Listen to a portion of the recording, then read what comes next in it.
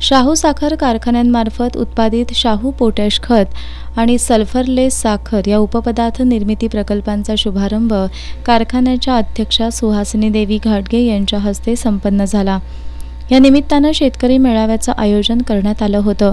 यावेळी उपस्थितांशी संवाद साधताना स्वर्गीय विक्रमसिंह घाटगे यांच्या विचारानं कारखान्याचा कारभार सुरू असून शाहू कारखाना इतिहासातील 170 कोटी रुपयांचं मोठं विस्तारीकरण यशस्वी होत असल्याचं समरजितसिंह घाटगे यांनी सांगितलं।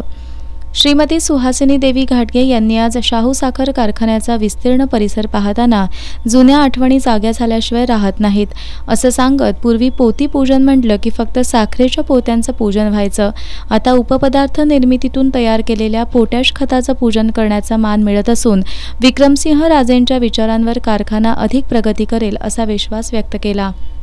यावेळी कारखान्याचे उपाध्यक्ष अमरसिंह घोरपडे, ज्येष्ठ संचालक माजी राज्यमंत्री वीरकुमार पाटील, कार्यकारी संचालक जितेंद्र चव्हाण, संचालक युवराज पाटील यांच्यासह शाहू ग्रुपमधील विविध संस्थांचे पदाधिकारी, सभासद, शेतकरी उपस्थित होते।